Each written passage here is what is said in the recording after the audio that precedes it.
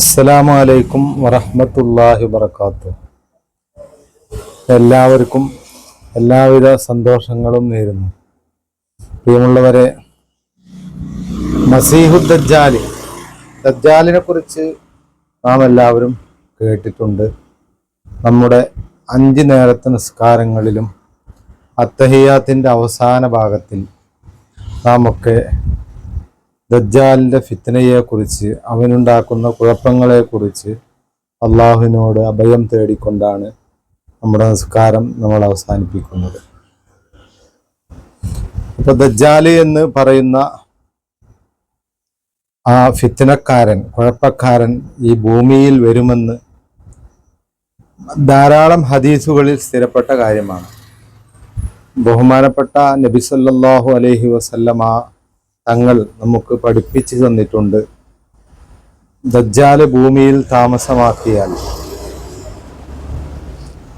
അവൻ്റെ 1-ാമത്തെ ദിവസം ഒരു വർഷത്തിനോട് കിടപിടിക്കുന്ന ദിവസമാണ്. 2-ാമത്തെ ദിവസം ഒരു മാസത്തിനോളം വരും. 3-ാമത്തെ ദിവസം ഒരാഴ്ചയോളം വരുന്നതാണ് 3-ാമത്തെ ദിവസം. ബാക്കിയുള്ള ദിവസങ്ങളെല്ലാം സാധാരണ ദിവസങ്ങളുടേതുപോലെയും ആയിരിക്കും. ഇവിടെ ഈ സമയത്ത് ഈ 1-ാമത്തെ ദിവസം ഒരു വർഷത്തിനോളം ആണ് എന്ന് പറഞ്ഞുവല്ലോ.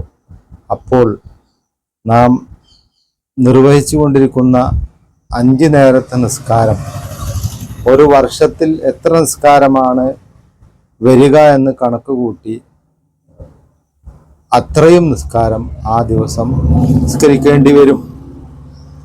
അതുപോലെ തന്നെ 2-ാമത്തെ ദിവസം ഒരു മാസത്തിൽ എത്ര നിസ്കാരമാണ് വരുന്നതെങ്കിൽ അത്രയും നിസ്കാരം 2-ാമത്തെ ദിവസവും നാം നിർവഹിക്കേണ്ടതുണ്ട്.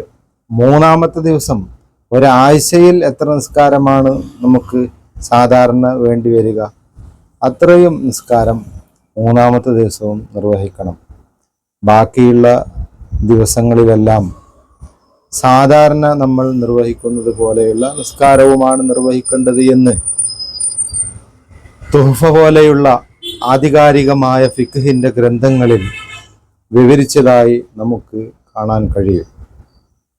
ഞാനീ പറഞ്ഞ ഈ വിഷയം തന്നെ തുഹ്ഫയുടെ ഷെർവാനി 1-ാം വാള്യം 428-ാം പേജിലും മുഗ്നി 1-ാം വാള്യം 125-ാമത്തെ പേജിലും വിവരിച്ചതായി നമുക്ക് കാണാൻ കഴിയും.